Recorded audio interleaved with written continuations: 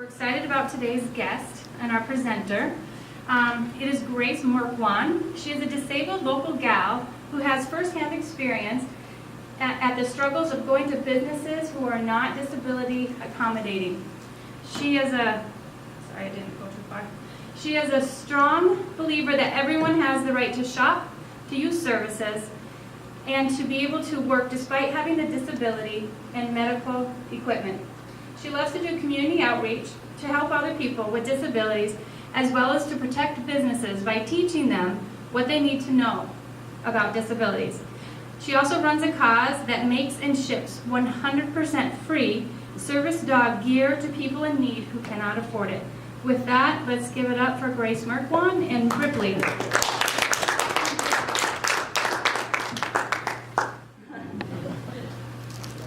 So, for you guys, if any of you guys own a business, one of the crucial things is 20% of people that come into your business are disabled.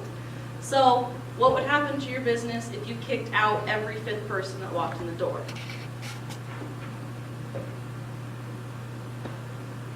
So 1 in 5 Americans have a disability that affects daily life. Some of them might look like me, where we look 100% normal. Some people might have different medical equipment.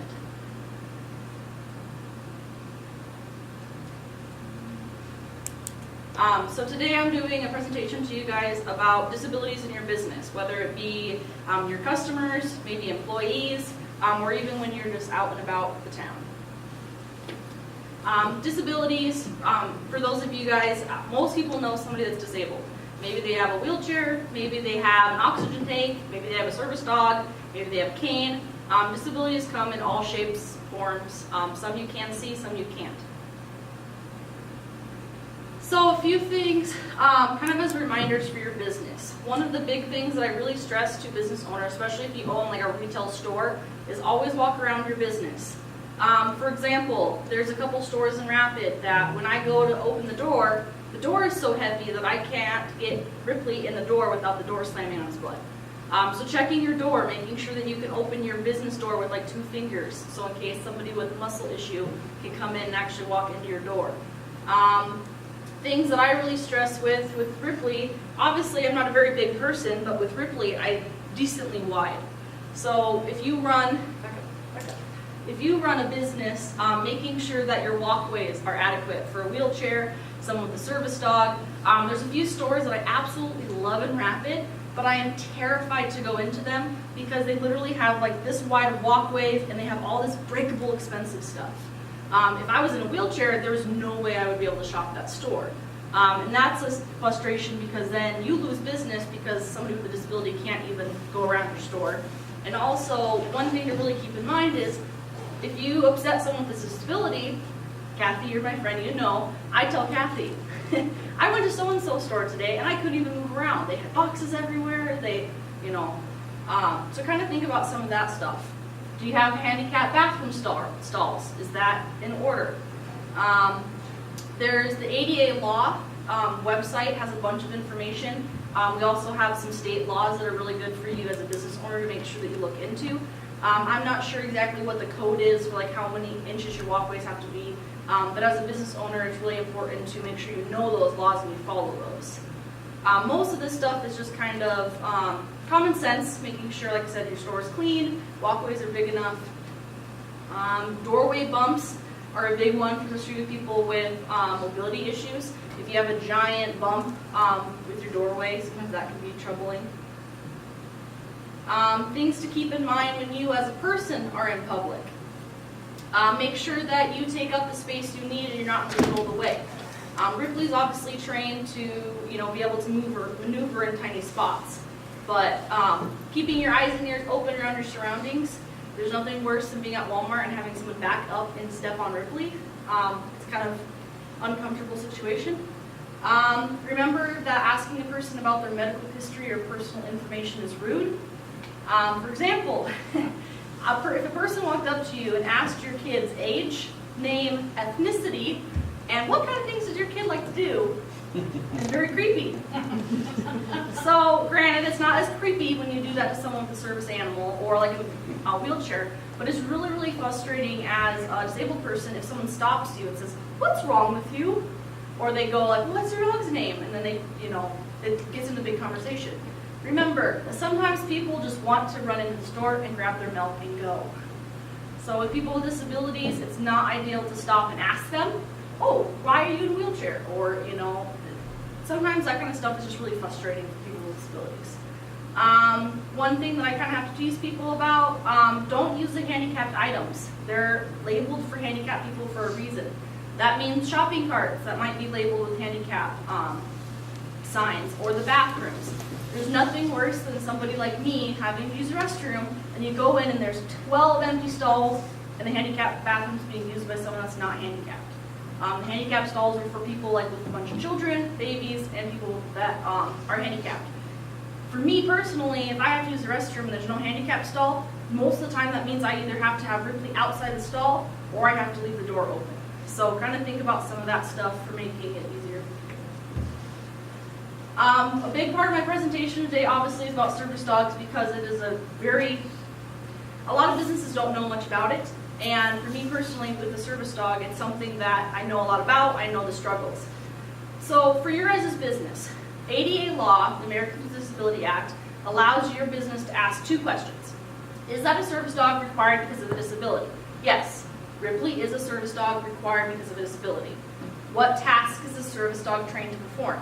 Ripley is medical alert and mobility support and medical response. So when you're a business owner and you see someone coming with the dog, ask those 2 questions. It might be uncomfortable for you to do so. It might, most people don't want to stop somebody and say that. But it does protect your business and it protects other people with disabilities. Legally, you should not ask what their disability is. It is illegal to ask somebody that question. But if a person has a service dog, it's very, very easy to tell if it's a service dog pretty quickly. They should be able to answer those 2 questions within a few seconds.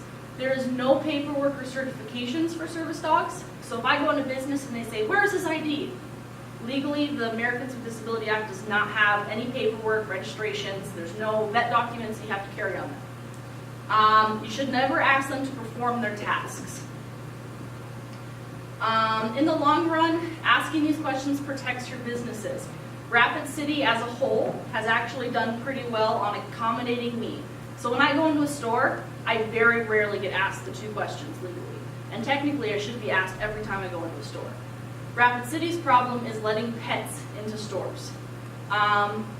So, when you let a pet into your store, you're kind of signing yourself up for either the pet like soiling in your store. I personally have seen little dogs in grocery stores peeing on the bread. So obviously that's bad for your business, that's bad for your customers. I've personally seen a big giant dog in a store almost bite a kid in the face. So it really protects your business by asking if it's an actual service dog. Emotional support dogs are getting more and more popular. Emotional support dog is for people like with depression, sometimes PTSD or anxiety issues. But emotional support dogs and therapy dogs do not have any legal right to accompany their animals to their owners in a store. So if someone says, oh, it's an emotional support dog, legally that dog has the right to live with them in no pet housing and to fly with them. Has no legal right to be in Walmart. The reason being is they are not required to have any training. So I could go to the pet store, buy a puppy, get a letter from my doctor, and it's an emotional support dog. Well, that doesn't mean I should be bringing my puppy everywhere. Service dogs, on the other hand, are allowed to go anywhere the general public is allowed to go. Meaning, we can go to the fair, we can go to the mall, we can go to Walmart, we can go to movie theaters. If I have doctor's appointments, he's allowed to go with me. Service dogs can be any breed of dog, hence your guys' cute little cookies. They can be a 2-pound Chihuahua, they can be a 250-pound Mastiff. It does not matter. They can be Rottweilers, Pit Bulls, they can be Golden Retrievers, they can be any breed out there. Service dogs do not have to wear any gear unless the handler wants them to. Personally, it's going to be very rare to see a service dog without gear. Obviously, Ripley's a mobility dog, so he has a mobility harness, but normally they will have some sort of gear or item that labels them as a service dog. Most of the time, you'll see things like do not pet, ask to pet, keep back. Most handlers will use this type of gear so that people don't harass them. There's nothing more annoying than trying to go in the store and grab something and you have people mobbing your dog. So most people will have their dogs wear some sort of gear. Come here. Again, there's no registration through 88 laws. If someone comes into your business and that you ask them, is that a service dog? And they go, yes, here's my online registration. Still ask them the 2 legal questions. Because I could go online and I could register this box as a service animal. So the online registrations are scams. They have no legal standing. You should be able to tell the difference between a fake service dog or a pet and a real service dog. Hopefully you guys can kind of see this. This is a video of Ripley at 7 months. Some things to kind of keep in mind for red flags. They should not be in a shopping cart. Service dogs normally are walking on the floor, but they can be carried if it's like a small medical alert dog, but no carts. They shouldn't be pulling on the leash. They shouldn't be jumping on people. They shouldn't be barking. Obviously, they should not be peeing on things. They should not be showing aggression. If you have a pet in your store and they're showing aggression, you need to ask them to leave, and if they don't, you should call some sort of authority. That is very, very dangerous. Rapid City personally has a leash law, so they should not be loose, off leash at any times. Service dogs are well enough trained that you should forget they are there.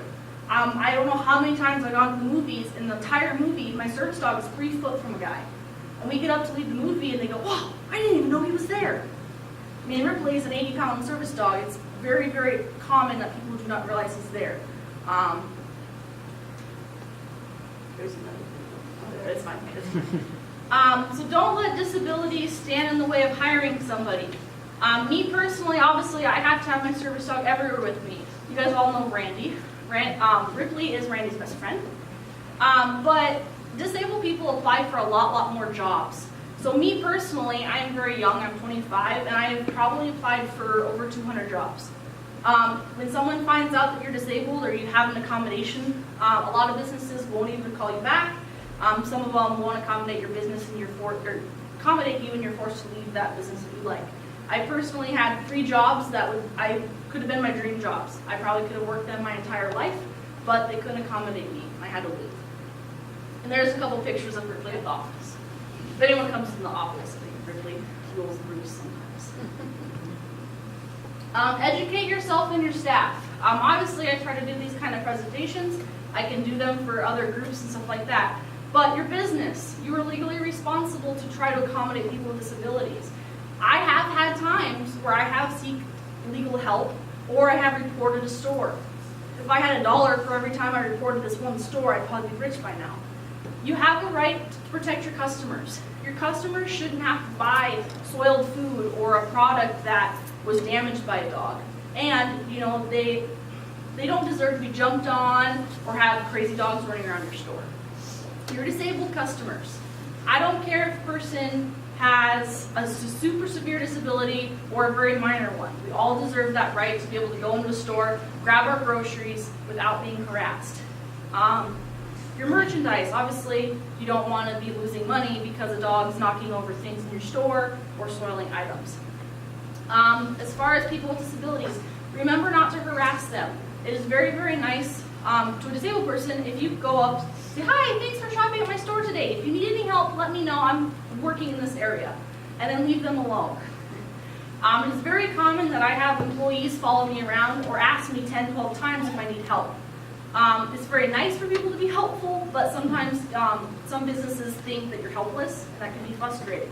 When it comes to service dogs, don't pet them, don't talk to them, pretend they're there. For Ripley in particular, he's a medical alert dog. So if someone comes up and they go, oh, hi buddy, how are you? And they talk to him, he's a golden retriever. Anybody who knows golden retrievers, they love people. And unfortunately, no matter how many hours of training I put into Ripley, he's still gonna love people. So for Ripley, if he was focusing on you because you're talking to Ripley, he could miss an alert and I could end up in the hospital. Remember, in many states, it's against the law to distract a service animal. South Dakota is one of the states where it's a misdemeanor. You want them to feel welcome, but you don't want them to feel different. You don't want them to be bothered. Okay, so real quick, we're going to talk about the cause, and then we'll go into the questions. You're fine. Real quick, why did I start the cause? Ripley wears a mobility harness, and his harness is not something that I make, obviously, but Ripley's harness is very expensive. It was about $600 in total once it was purchased. I ended up fundraising for a year, I think, trying to afford it. And every time I'd fundraise a little bit of money, something in life would happen. So me personally, I finally found a service organization. It was actually the Lions Club out in Piedmont. And I did a presentation for them about my service dog, why I needed the gear, and they actually paid for the whole thing. On the bottom there, I posted some the costs of Ripley's gear. So you guys can kind of see those numbers. But Ripley has about $1,000 in gear. That's not counting vet bills, training, and all that stuff. Every service dog is going to need something different. Some service dog might need a $10 or $20 vest, and that's the only thing they need. Other people like me might need something a lot more heavy duty, a mobility type harness. So some of the gear can really add up.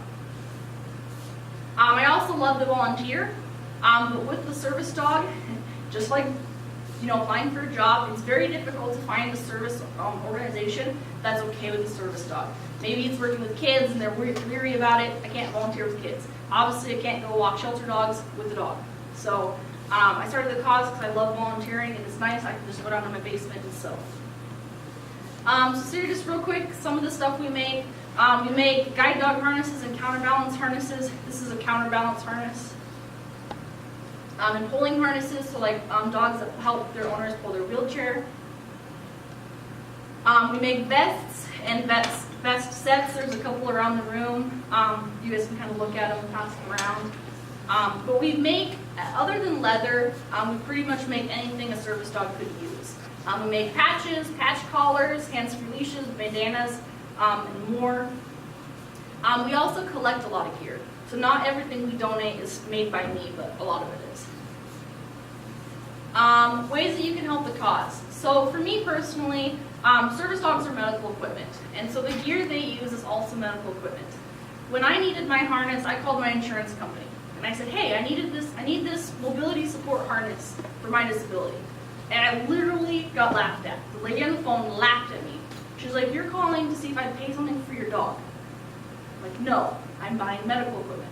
It's very, very difficult. So for some people that have disabilities, some of them don't work, some of them have a really low income. So the cause is all about donating gear so those people can do what they need. Maybe they have a life-saving medication and they have no way to carry that. They can get a vest that has pockets. So liking and sharing our Facebook. For every person that likes and shares our Facebook, it opens us up to about 50 more people. We do a lot of fundraising. Shipping is one of our big battles that we have. For every item that we make for somebody in need, it's $3 to $9 shipping. We have a lot of people that mail in donations because we can take dog items. So maybe if you have a dog at home and you don't like their collar and leash, we can take it and donate it along with the vest for someone that might need that kind of item. We have an Amazon wish list. We like working with Amazon because Prime is awesome, and there's a lot of companies on Amazon that sell gear very, very cheap.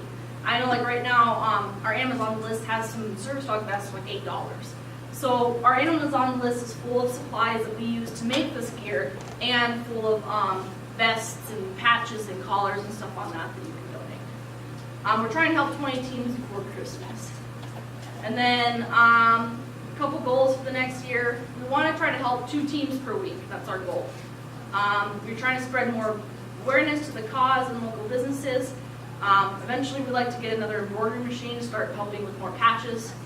And then obviously, if anyone likes to sew, we're looking for a couple more people that I can teach how to make gear, or they can help with a step of it. So, thank you. Monique Stevens with South Dakota State University. What kind of materials do you use to make your harnesses? Because I know in having made some leashes and stuff with just cotton, they're pretty flexible, so I'm guessing maybe they need to be stronger. Can you explain that? So, if you look at some of the vests that I have around the room, we use, I hope I'm pronouncing this right, it's polyurethane, I think is what it's called. I'm horrible with big words. But it's actually made out of poly, so it's not like cotton, and for me personally, it's a very thin material, but it has a lot higher breaking strength than like the cotton webbing does. There's lots of different ones, like a thick nylon can be really good for like leashes, but when I make my gear, if you guys look on the back of the gear, sometimes I'm sewing through a lot of layers. Like on these mobility harnesses, in certain spots I sew through like 6 layers of material. So I like using the poly webbing because it's a lot thicker. We buy it on Amazon. The mobility harnesses use fleece for the padding, and the backs of the vests are fleece. And then we use a lot of cotton, like quilting cotton is what we use to make the tops of the vests. And then obviously we have our buckles and stuff. But on our Amazon wish list, there's all the supplies that I use to make gear. I also do YouTube tutorials for people on how to make their own service dog gear. So that way if someone doesn't want to apply for free gear, they can at least try to make their own. And in those videos and on the Amazon website, all of our supplies are always listed too. So people can go on there, see what we use, and buy it for themselves, and then make gear too. So, does that answer your question?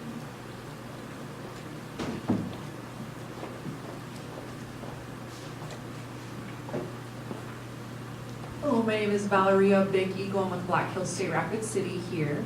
I just have a question. So when did you start doing this? When did you start this nonprofit?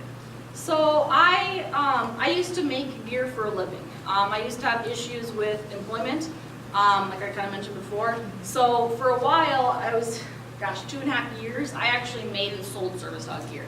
It was kind of the only way I stayed afloat. And it got to the point where sometimes it was just more stressful than fun. Sometimes I'd have people that were kind of rude, or they'd say, I want this gear, and you'd make it, and then they'd change their order midway or whatever. I just started this summer, and so far we've already helped 22 teams. I love volunteering, but again, it's kind of hard for me to do so. And now I'm to that point in my life where I'm working full-time, and I can afford to do something like this. This cause kind of stays afloat with the donations and stuff like that, but we're still pretty new, so we're just kind of getting going. But so far it's been going pretty good. We've had a lot of businesses that, like for example, maybe a purse maker hears about the cause and they donate supplies that they use that match kind of what we use. So relatively new, but we're trying to help 20 teams before Christmas because that'll put us at a total count of like 40. So. Gordon, can you grab her? Gordon.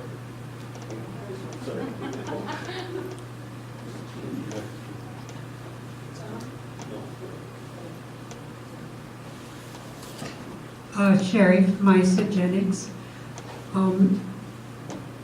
I know people in wheelchairs, and I had a blind friend who has since passed, but it seems like there's been a lot of times that people are so, put out that they're out there, that they're disabled, and they shouldn't be there.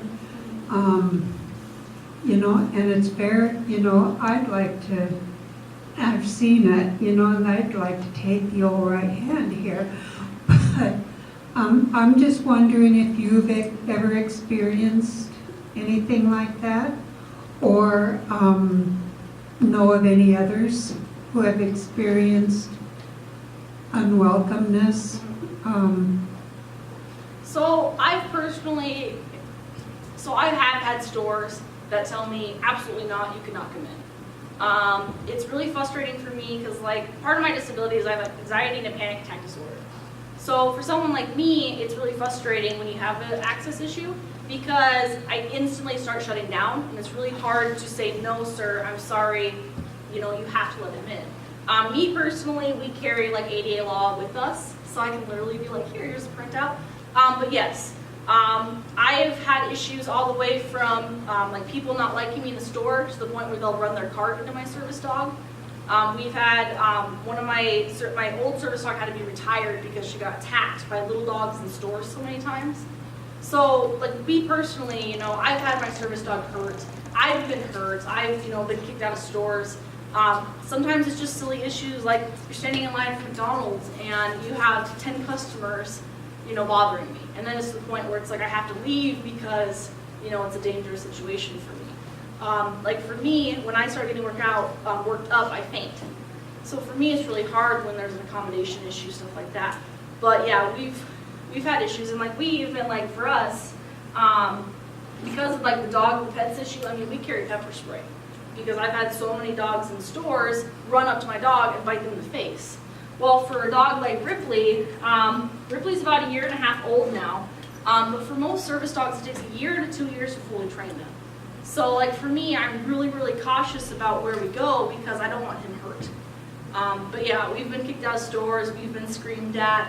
We've had people, we're sitting there, me and my husband eating dinner at a restaurant. We have someone come up, that's disgusting, I can't believe you have a dog in here. And they scream and yell at, you should be removed. I've had people call the cops on me before. You know, it is hard with service dogs because a lot of people don't understand it.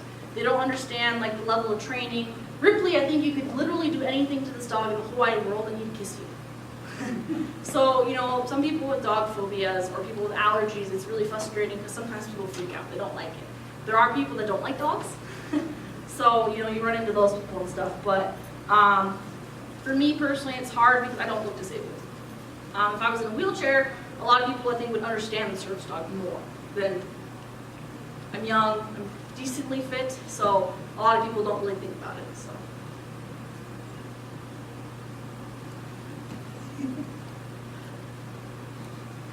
Just kind of a follow-up question with Ripley. Helping when you have a panic attack or you faint, how does he help you? So, medical alert dogs can alert to all sorts of disabilities. A lot of people are really familiar with like diabetic alert dogs. So what you do is you train the dog to sense like what a panic attack is.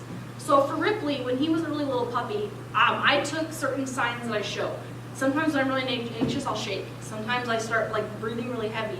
So like when he was a puppy, I'd sit on the floor and I go, I start breathing heavy and pretend to have a panic attack. Well then of course he'd be, oh, Mom, what's wrong? And we rewarded that behavior. Ripley's to the point where he can alert to an oncoming panic attack minutes before it happens. So there's certain things that can trigger me that can make me more upset than other things. So he, over the time of being with me 24/7, he picks up on that. So for Ripley, his main job is to alert to an upcoming attack so we can stop it. So for example, like if he was gonna alert, we could go sit in the hallway for a few minutes and try to prevent that from happening. If it does happen, he's trained to do certain things, like he's a mobility support dog. So like with Ripley, he's big enough that I can use his harness, kind of steady myself. I could use him to kind of get down by bracing a little bit on him. And then a lot of times, like if I actually do faint, he'll lay on top of me and lick me until I come to. And then we'll hang out. Sometimes he'll pin me, like if I sit against a wall, he'll literally like lay on me and pin me to the wall because he doesn't want me to fall over. Obviously then with the mobility, if I start not feeling good, I can use him. He can help kind of guide me out of the store. We're still working on it, but he's being trained to pick up things that I drop. So if I'm having a panic attack and I drop my car keys, he picks them up, so then when we get to the car, I'm not without keys.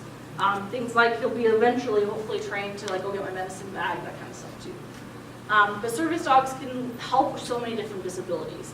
Like some people, like they might have a disability and a peanut allergy. You can train the dog to alert to peanuts in your food. So there's a lot of stuff they can do. You know, Guide the Blind is one that a lot of people are familiar with. You know, medical alert dogs, dogs with PTSD, stuff like that. The big thing with the difference is they have to be able to train to do a task. So he alerts to a panic attack. They can't be for only comfort. That's kind of that big distinction between service dogs and emotional support dogs.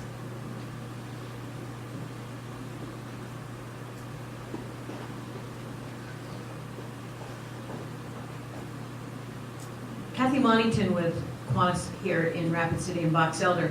We're an organization that's geared around children. What is the youngest age that you would recommend to start working a service dog with a child?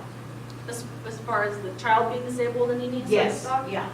So the hard thing with that is by ADA law, you have to have a disabled person and you have to have a dog that can do a task.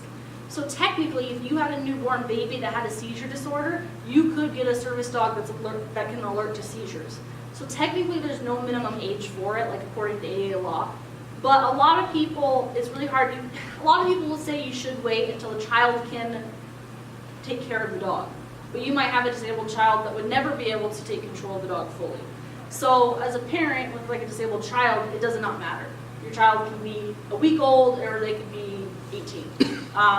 There's really no set in stone. Everyone kind of has their personal opinions. But you just have to make sure that obviously the dog's task trained and somebody's under control of the dog. So you couldn't send a little 5-year-old, you know, to Walmart by himself, obviously, with the service dog, because it could be a danger that, you know, a kid can't control the dog fully. But In schools, a lot of people will say not the early years, because then the teacher has to take care of the dog more so than the kid would. So it seems like as far as going to school with a kid, they normally start, I think, about 4th or 5th grade before they would let the child go alone with the service dog to school. But some of them will have like a special needs aide that would sit with the child and the service dog too. Do you, follow-up question, then, do you have any, I should say, what is like I don't want to say the lifespan, because everybody's dogs are different, but what is the average working lifespan of a service dog? So that is kind of a hard question.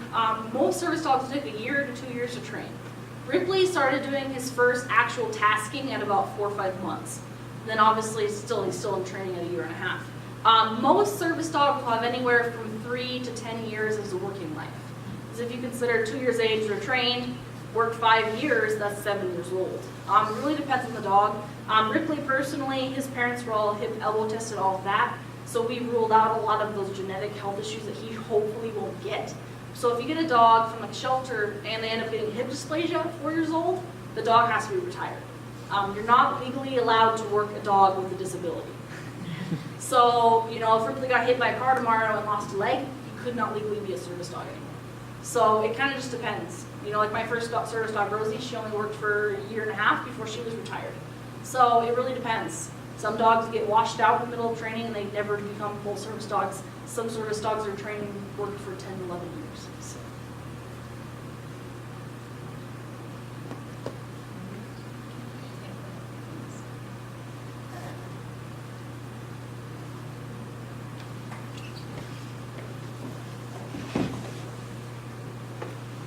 Randy Horsley, Farmers Insurance. What are the different patches that you have up there for the options for your harnesses? So people kind of come look at them.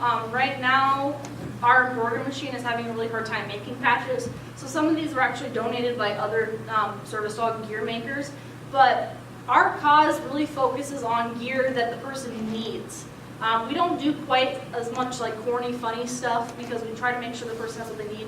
Most of the stuff that I try to get for the cause, like a lot of these, like Ripley actually has some, but things like service dog, do not pet, access required by law.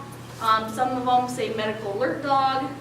One of them says handler may need assistance, see vest pocket. So a person could put like their medical info and medicines in a pocket and have a patch for that. One of my patches up here says handler's not drunk, has vertigo. As somebody with a syncope disorder, I've had people say, are you drunk? And no, I get dizzy, I get faint, and I get all drunk. So a lot of the patches that we use are just the ones that are more necessary. Like not all disabilities are visible. There's a really handy patch for someone like me, because it kind of gets people to think about it. But most of them are just service dog, do not pet type patches that we hand out or keep back. Okay, Melanie, Torno with Torno Mediation Mental Health Services. You talked a little bit about the service dog can be used for medical alert, mobility, and there was a third one that you had said.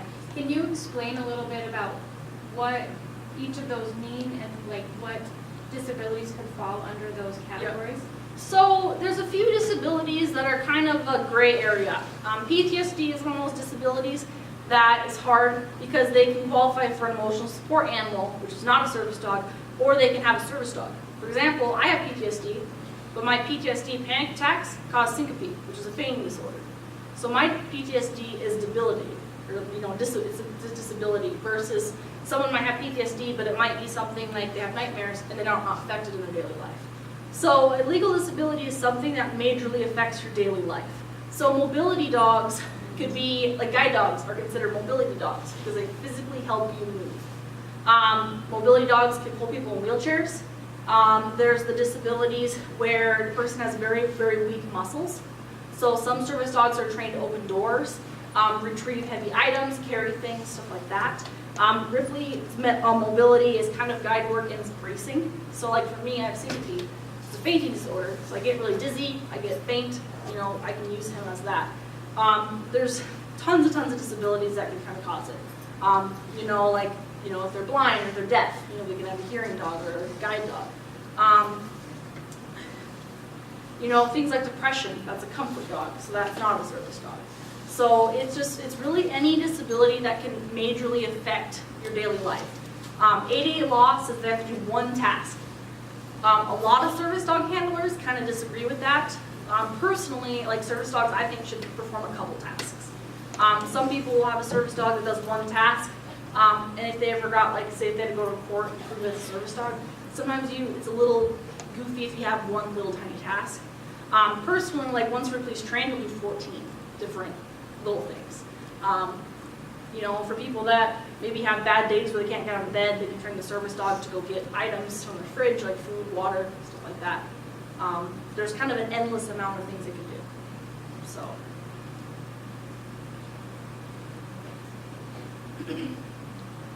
I'm kind of curious about flying. Have you flied yet, or have, you know, like what happens? Does your dog get another seat? Are you expected to you both kind of? I mean, I'm just kind of curious about all that. So personally, I've never flown, but I know a lot about it because I'm on a ton of service dog groups. I do a lot of educational stuff. Because me personally, even with with your guys' businesses, you kind of need to know the laws. So for me, I've researched the laws really, really in depth because I want to know what my right is instead of having to go look it up and like, oh no, sir, after I research this for 10 minutes, you can't do that. So me personally, I know how the laws work. As far as Ripley goes, you can ask for accommodations. So say, for example, if I was going to go to a movie theater and they were completely swamped, I could ask them, I could say, hey, I have a service dog, we cannot fit in one spot. Is there anything you can help me with? Some places, like restaurants, they'll move the table. You know, if I go to a restaurant and they only have a teeny tiny table and it really doesn't fit, I could nicely ask them, hey sir, would you guys mind backing this table that's next to us up? You can always ask businesses that. As far as flying, the laws are changing because of all the misuse of the emotional support animals. Emotional support animals can be any animal. So I don't know if you guys have seen that video, the lady that took the emotional support peacock on the plane. They can be any animal and they don't require training. So service dogs, the legal animals that can be service dogs are only dogs and miniature ponies. Some states allow other animals, but they can't go into other states that don't, you know, accept that animal as service dog. But if we were to fly, we are expected to take up one spot. Now with that, if I was going to fly, you call ahead of time and say, hey, I'm flying with an 80-pound golden retriever. Is there anything you can do? There are special seats in planes that have more leg room, like going forward, and I could use that kind of spot. It's one reason why I use a golden retriever and not a Great Dane. So me personally, I use the smallest dog that I can for mobility. So he's 50%, you know, my weight and 40% my height. That's the minimum requirement for mobility dogs. So I use him and not a moose. If we're gonna go on like a train or a bus, again, he might have to stay in my spot. Obviously, if there's a seat open next to me, he can kind of stretch out into that. If I was going to fly, I would probably hope that I was with somebody that could be nice enough that they didn't care if his tail or foot was in their spot. But Ripley's actually trained to actually fit into a laundry basket. So he's trained to actually tuck into small spots. When we go places like today, I like to sit at a spot where my left or my right side's open, so he can have room. But public transport can be kind of fun, to say the least. So we've done some pretty interesting things, like squished him onto the floor of a golf cart, and you know, stuff like that. So. But like for me, for flying, it's kind of hard because for psychiatric disabilities, you're supposed to have a letter because it's not a physical disability. So for me, it's kind of a gray line because my psychiatric disabilities causes a physical disability. So like if we were going to fly, we probably would have to send a document to the aircraft and get all of our ducks in a row before we fly it, and then I shouldn't technically have any problems. But whenever you're flying with anything like medical equipment, sometimes there's extra steps you have to do, unfortunately. Shannon Blatsky, how much training did Ripley have before you got him, and who typically does the training? Perfect question. I forgot to mention that earlier. ADA law has it set so anybody can train a service dog. So for example, if you got in a bad accident and you became disabled and you want a service dog, you could train your own service dog. The catch with that is most people don't know how to do that. So people reach out and they talk to local trainers, they can go through an organization. Service dog organizations are great programs, but they can be very difficult depending on your disability. For example, my disability is kind of a weird one. because I fall into physical issues and I fall into psychiatric issues. There's a lot of big programs out there for guide dog, seeing eye dogs, hearing dogs, stuff like that. For me personally, because I have looked into it, there's only a couple programs in the United States that I can get a service dog. How it works is you literally apply for a service dog. The wait can be up to 5 years for a service dog, because they might get thousands of applicants and only train 100 puppies that year. So for me personally, from one of the organizations that I could get approved from, it's $35,000 to get a fully trained service dog puppy, dog from them. And with that, when the dog's done training, I have to go and live in that city for 2 to 4 weeks to bond with the dog, to have the trainers help me know how to work the dog, get the dog used to me, get the dog alerting to my disabilities. Some programs have stuff like for veterans. If you're a veteran, you might qualify for a service dog at half price or a free service dog. But the hard thing is that not everybody fits into those cookie cutter disabilities or those cookie cutter organizations. So that's one way, the reason it's really hard. Me personally, I got him from a breeder on the other side of the state, and I trained him. I got him at 9 weeks, and Ripley's had thousands of hours of training. Part of that is just going to stores. Going to stores, working on, weird things. I'm currently helping a friend train her service dog, and you teach them the basics. House training, sit, don't jump, stop, stay, wait. You teach them all of the regular obedience and advanced obedience, and then you start bringing them into public. Doing crazy things like riding the escalators.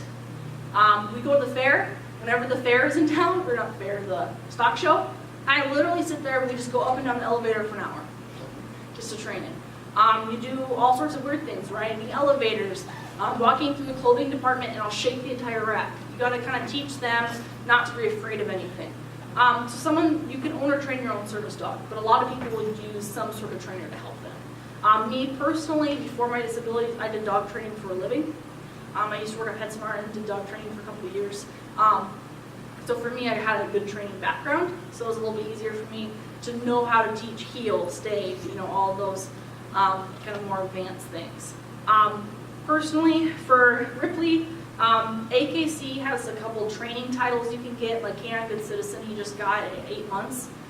That's kind of a test they do to test obedience. So it's kind of hard because a lot of people can train their own service dogs. So it makes it a little harder when it comes to service dogs in your business, because if someone owner trains their dog and it's not well trained, it's a lot different than a dog like Ripley who's kind of bomb-proof.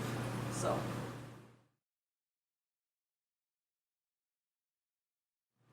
Right now, our big thing right now is just finding more people. By liking and sharing our Facebook, you kind of open up the option for us to find more people. If you share us on Facebook, maybe you have a family member that's disabled and the cause really hits home for them, and then they want to donate. So right now, it's just the more we can get out there, the better, because that opens us up for the donations and stuff like that. So right now, mostly it's just liking, sharing, spreading the word. I have a ton of cards, so if anyone wants a little stack of cards, they can hand them out. So right now, it's just spreading. Okay. All right, well, let's give it up for Grace and Ripley.